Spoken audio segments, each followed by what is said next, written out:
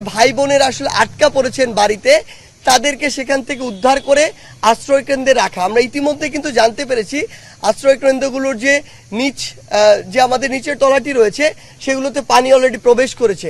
অর্থাৎ 2 তলা বা 3 তলা বিশিষ্ট যে আশ্রয় কেন্দ্রগুলো রয়েছে সেগুলোর উপরে মানুষ আশ্রয় নিতে পারছে।